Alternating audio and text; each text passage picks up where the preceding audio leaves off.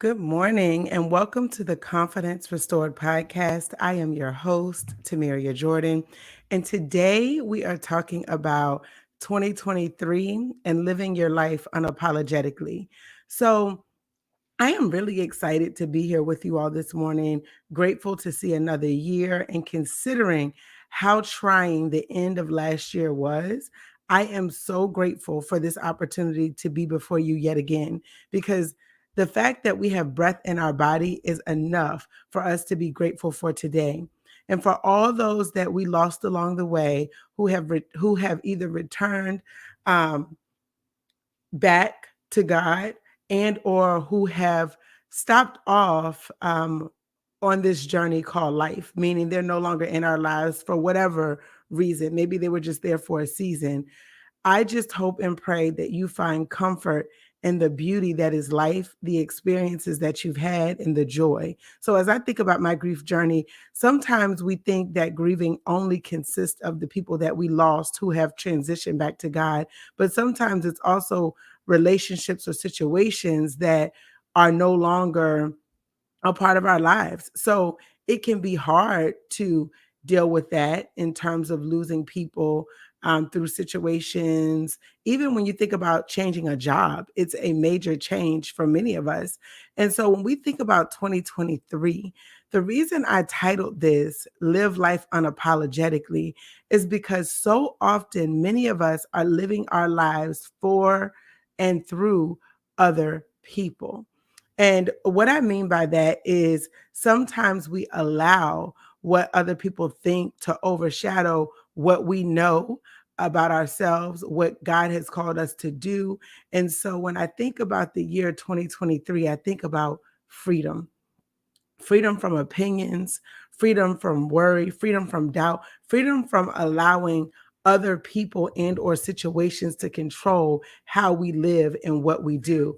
And as someone who prides themselves on being an inspiration to other people, I realize that there's things that I have personally gone through in my life that has made me the way that I am. And I don't regret it. I am grateful for every lesson, for every moment.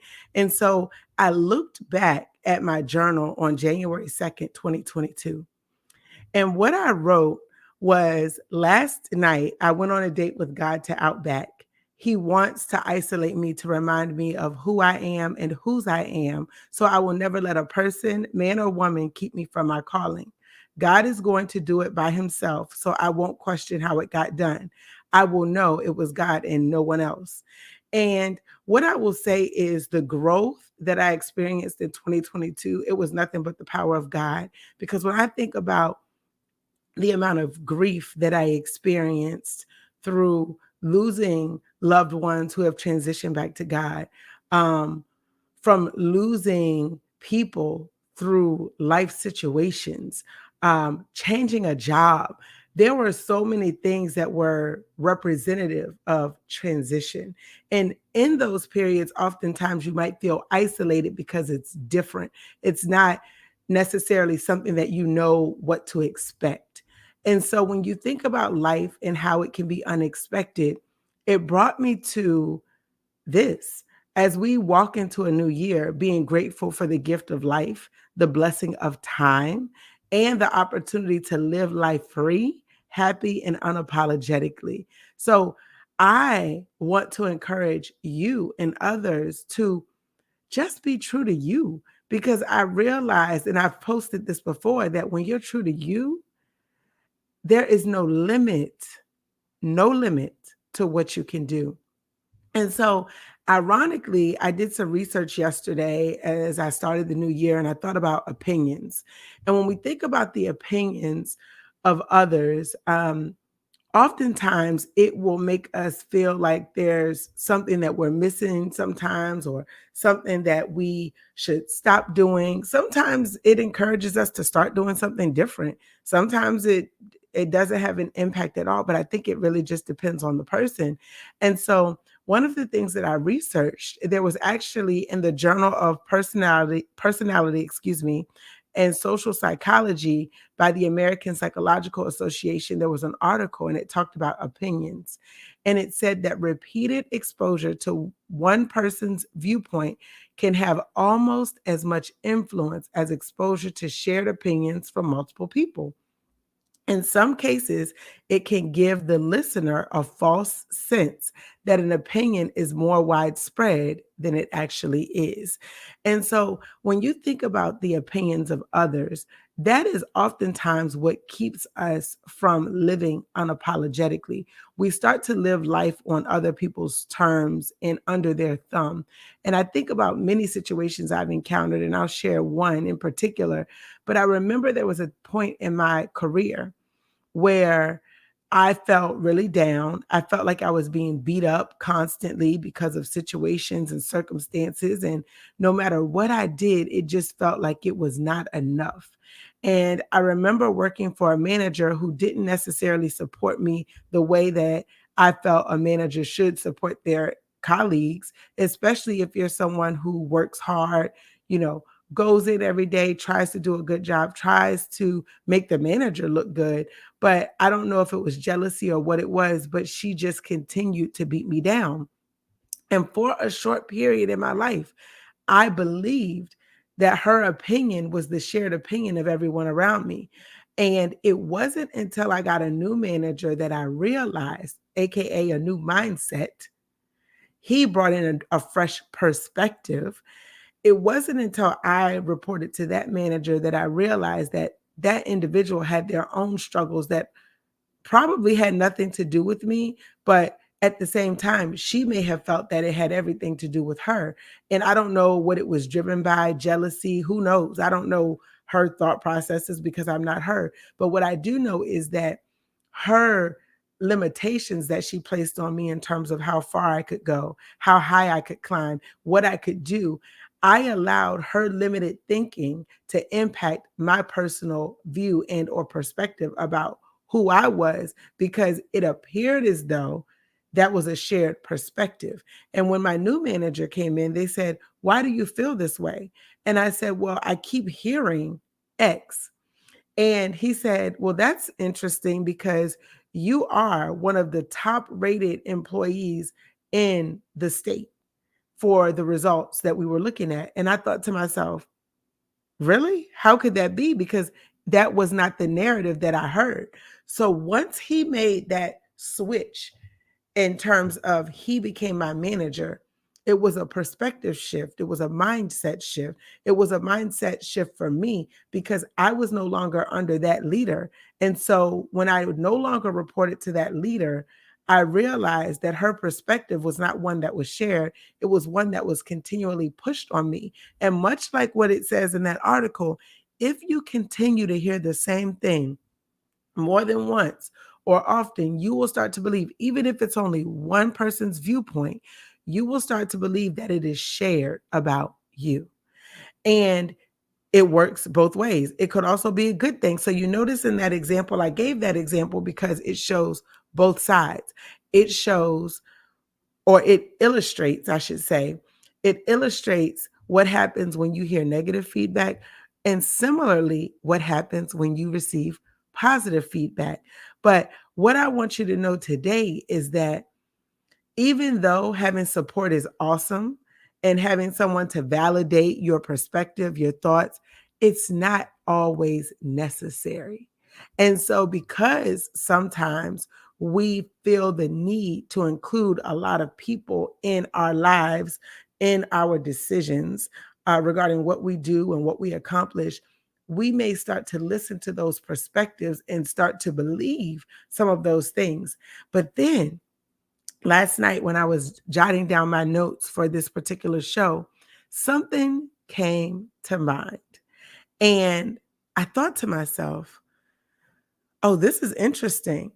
And when I think about the enemy, Satan, I think about similarly how his opinion can limit what we think about ourselves. Hence the reason I titled this show Confidence Restored, because there are several examples in my life where I felt like my confidence was being destroyed, or that the enemy was out to destroy it by any means necessary. And that included sending people, situations, and life events to kind of knock me off track. Similar to Job, he asked God, could he test him?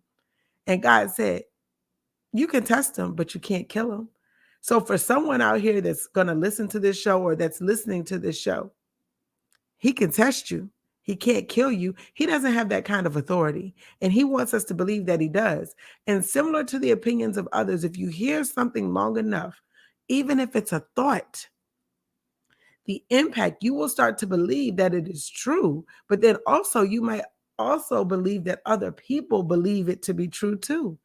And so when you think about the enemy, he whispers lies to us about who we are, about what we can do, about who we've been, about who we can become. And if you believe and hear those things long enough, because the word also reminds us to take every thought captive. And so when those thoughts come, we don't have to keep them. But many of us think that, wait a minute, where did this originate from? Did this come from me? Surely it didn't come from the enemy. But sometimes there are things that we may think that may not be what is pure, what is holy, what is of good report. And then we have to take those thoughts captive. We have to take our mind back. We have to take our power back. And we say, no, I'm going to live a joyful life. Yes, I'm going through my grief journey, but I'm not going to give up. Yes, I've had my struggles, but I'm not going to quit. Yes, I've made some mistakes, but I don't have to stay there. And so another example that I'll share is I heard for the longest time that I was just big. Like people would say, oh, you're so big. And when you think about it, it's like, okay, well, what does that mean? You're so big. Honestly, a lot of them were probably talking about my height because I was taller than most people, but I kept hearing I was so big. And so for a long time, I honestly thought I was big. And now I look back at my pictures and I wish I was that same size. But because I had the mindset that I was so big, I thought that I was bigger than I actually was. And because there were people who repeatedly said that to me, I honestly believed that other people had that same viewpoint. But then I also started to adopt that viewpoint about myself, which led me to struggle with my self esteem. And so when I think about self esteem, I think about life. There's a lot that we encounter in life. And things will beat us down just because we go through situations and it's hard. And for anyone that says, oh no, I go through everything and I always have a smile, good for you. I can tell you that's not my testimony. I cry from time to time. I am currently still in a grieving season. And I I just know that it's the power of God that's holding me and keeping me together even in the midst. Because after Christmas, I had an opportunity to touch my grandmother's ashes as she passed away in December, if you listen to the last podcast episode. And it was surreal because I thought to myself, I don't know if I would have had the strength to do that a year ago, 2 years ago. And with the number of people who died and transitioned back to God last year, I'm sitting here in amazement because I think to myself, would I have ever had the courage to do that before? But when I touched her ashes, I said, she's okay because God called her home. It was her time to go. And it was hard. But I thought to myself, wow, I've grown so much because that would have really broke me down in the past. And it did. I cried initially because I received a gift over the holidays of a necklace where you could put ashes in it. So I was going to put my grandmother's ashes in it, but I didn't end up putting it in there because the way they had the bag tagged, we decided that we would wait and go back to the funeral home. But I thought to myself, wow, I've come a long way. But what the enemy would want me to think is, I want you to be afraid of death. I want you to allow this to overshadow the good that you have in your life. I want you to dwell on the fact that she is no longer with you and your other family members are no longer with you. I want you to believe that you are not going to live a long life, that you are not going to fulfill God's purpose in your life, because it's been rough, but I just thank God for his grace and his mercy. And so when you think about life experiences, our beliefs, I've talked about the job and that experience. The same opinion, good or bad, can impact how you feel about yourself. When I kept hearing the same message about my size, and even the fear that I've been trying to conquer as it relates to death, and knowing that even though I may not be ready to go, and I pray that I have many, many more years left, that the fact that we lost so many family members doesn't have to allow my life to stop. And so when I thought about 2023, all I kept thinking was live life unapologetically. And so many of us live our lives for other people. And I think it's time out for that. It's like, wait a minute, why not live it for you? Because we only get one life. And if anything that the year 2022 taught me is that we only get this one life. We only have the time that we're here, and we don't know the day nor the hour. So why do we live our lives for other people? Why do we allow other people to dictate so much of what we do? And then when we look back, we will be the ones with regret. And so for me, I like to share my testimony because I know that it has also brought me so much healing. The fact that I started this show in the midst of a miscarriage, again, grief. I started it the week after I found out I was all clear from that situation. And so when I look up the word unapologetically, the dictionary refers to it as in a way that does not accept fault or shows no regret or shame. And I don't want anyone to get confused and think that I'm saying that you should live life and not, when you make mistakes, not to have shame about it or not to feel bad and repent. That's not what I'm saying at all. What I'm saying is living life where you don't live with regret, that you don't allow what other people say about you and or to you to dictate how you live. You have a right to live happy. And I posted something around the holidays because I saw a lot of people giving Tia Mowry a lot of grief because her and her husband are divorcing. And they gave her so much grief because in a moment, a 30-second clip or a minute, she smiled and she was happy. And that upset some people because they were like, how was she dancing around and smiling? And someone said, and they used some expletives, but they were like, no one is that darn happy in the middle of a divorce. And it's probably true. She probably isn't happy, but at the same time, for that moment, she gets to escape the reality that is life. And I know for me, I utilize social media as an escape. Sometimes it's helpful. And with the number of deaths that we had from November 12th to December 12th, 6, at this point, I'm like, I can't have regrets about living my life because I don't know when it will end. And if I live my life for other people at the end of my life, when I get to my creator and God says, what did you do with the gifts I gave you? What did you do with the talents I gave you? Did you bury them? And that parable, when it talks about the talents, the person who buried their talent, God said, turn away from me. It wasn't the ones who multiplied it, the ones who used it. And so, in the midst of my grief, I want to use my gifts, I want to use my talents. So, for any family members or anyone else that might judge the fact that I appear happy in a moment, in a glimpse, it it doesn't mean that I'm not grieving. It doesn't mean that I don't cry. But social media, you see a glimpse of someone's life. And I felt like with Tia Mowry, people judged her so harshly because they're like, they saw her dancing for a minute and assumed that she was dancing all day. They saw her smiling in a moment and assumed that she never had a down moment where she cried to herself, thinking about the fact that now her family is falling apart.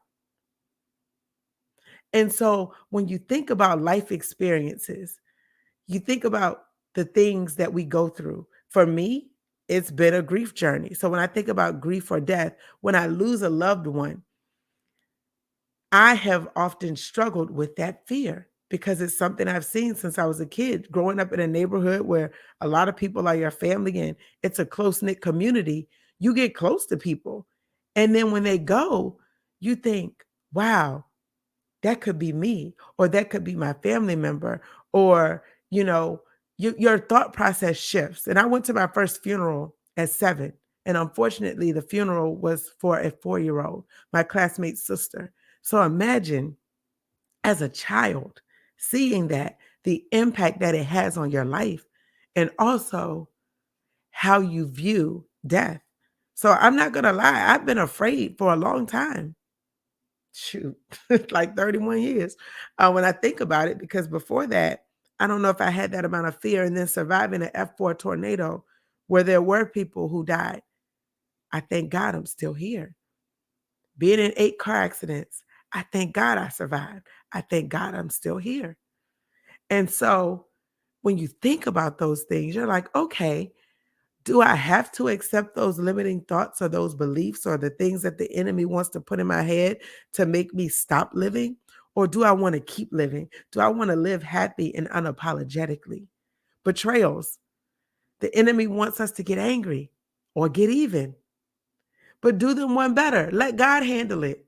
He showed me that last year. There were people who literally tried to get me fired for a lie, something that they created.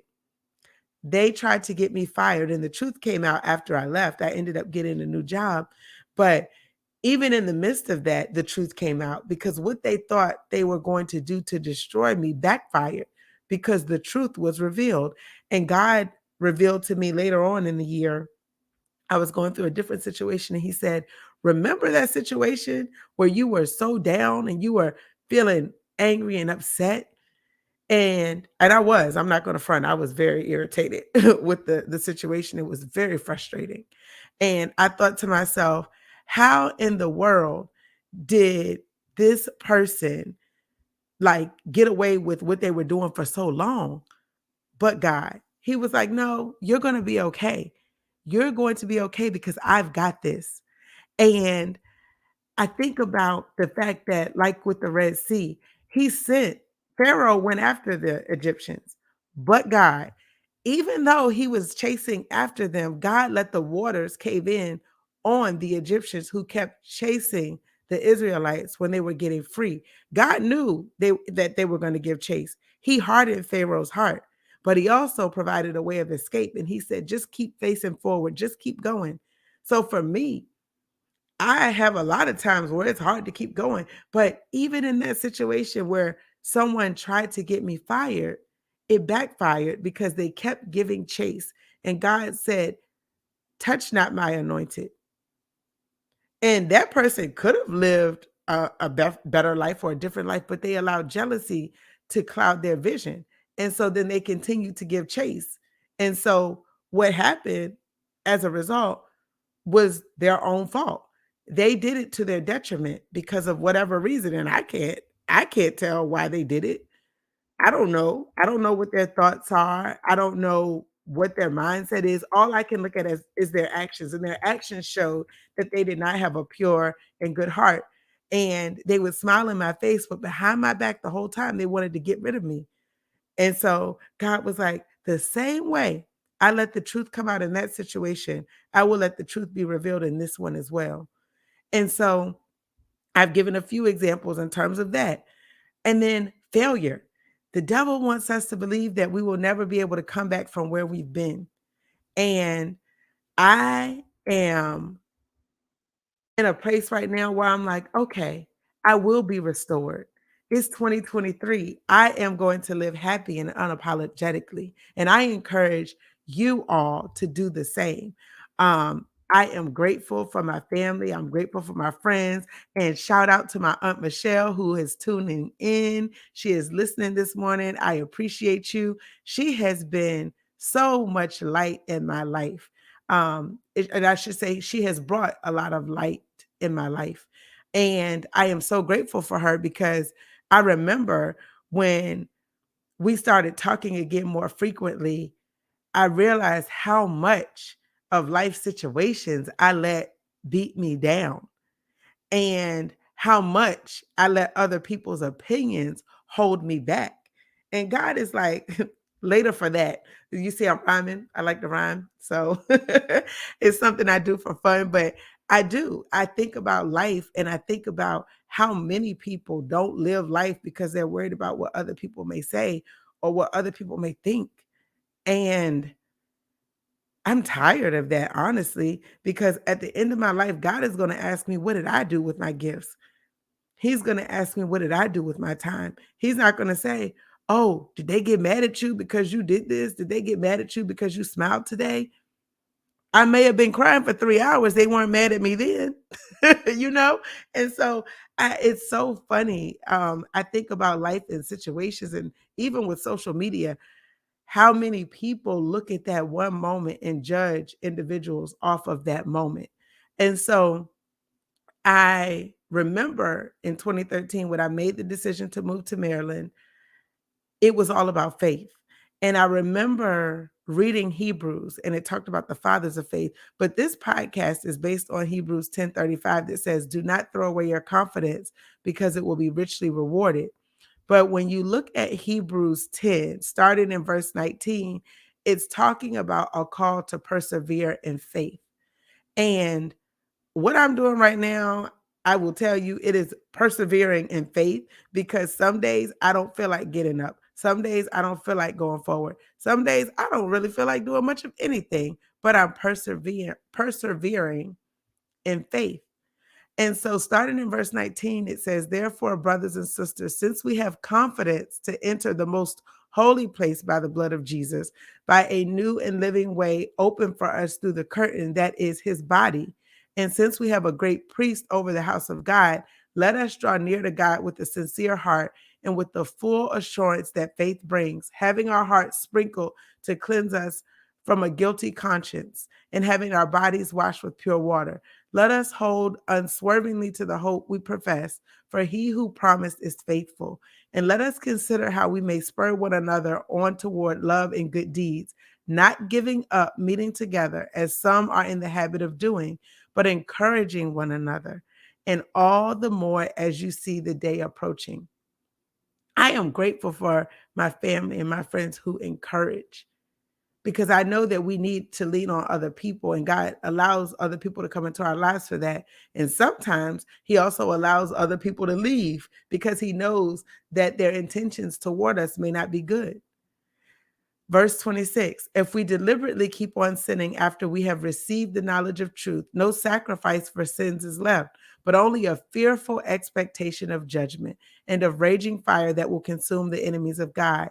Anyone who rejected the law of Moses died without mercy on the testimony of 2 or 3 witnesses. How much more severely do you think someone deserves to be punished who has trampled the Son of God underfoot, who has treated as an unholy thing the blood of the covenant that sanctified them, and who insulted the Spirit of grace? For we know him who said, it is mine to avenge, I will repay. And again, the Lord will judge his people. It is a dreadful thing to fall into the hands of the living God. Verse 32, remember those earlier days after you had received the light, when you endured in a great conflict full of suffering. Sometimes you were publicly exposed to insult and persecution. At other times you stood side by side with those who were so treated. You suffered along with those in prison and joyfully accepted the confiscation of your property because you knew that you yourselves had better and lasting possessions. So do not throw away your confidence. Verse 35, it will be richly rewarded.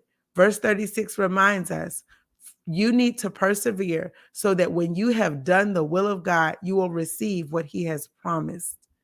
For in just a little while, he who is coming will come and will not delay. But my righteous one will live by faith.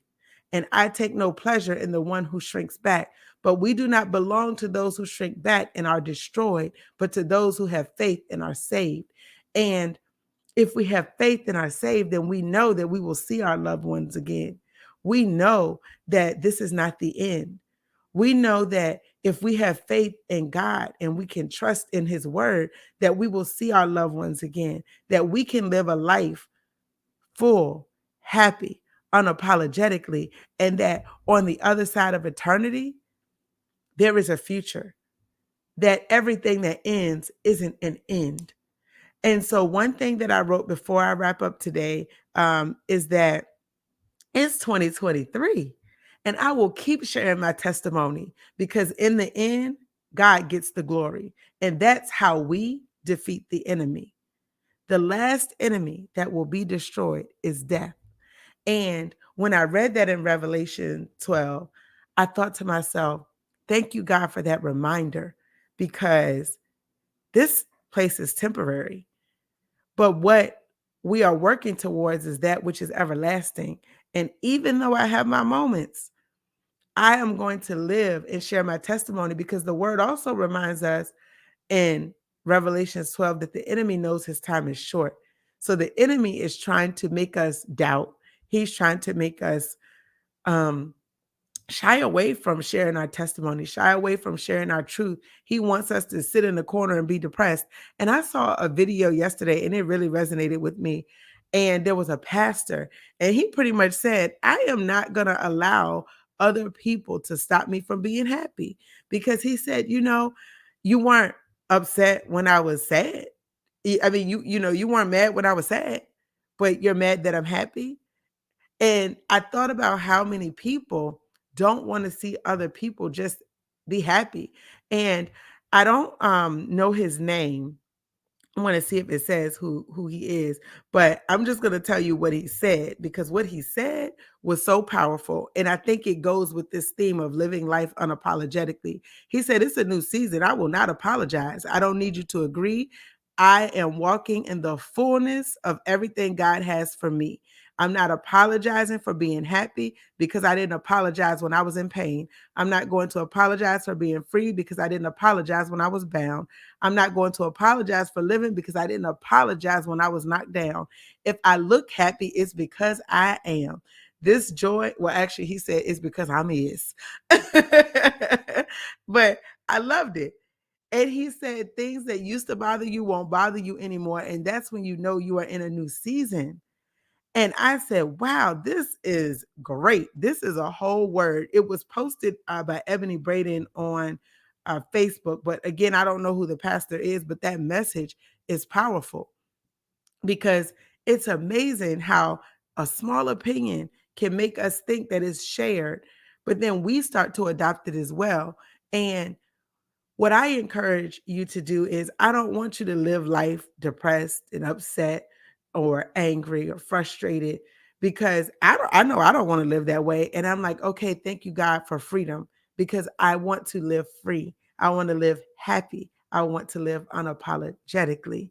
And so I am grateful for a new year. I'm grateful for a fresh perspective and attitude, because I want to live life on my terms, because as we know, we don't know when our number will be called. But what I do know is that our ancestors who passed on, our loved ones, they don't want us to give up. They don't want us to stop, because guess what? They experienced it too. And they said, I have to keep going. There's someone here that needs me. And I'm getting emotional because I'm like, thank you, God. Thank you for their life. Thank you for their legacy. Thank you for the opportunity today to keep going, to encourage others, to share, to smile. And that's why I said at the beginning of the show, I have my moments. I People may see me dance, they may see me smile in a moment and say, "Oh, she has it all together." God has it together, because let me tell you. So I am grateful that you all tune in week after week. We hit um, over 500,000 views, probably about a month or two ago, lifetime views on this channel. And I am just grateful that it's blessing someone. It may not be for everyone, but it will be for someone. So, on that note, I hope that you live your life happy and unapologetically in 2023, and keep on keeping on. Be blessed.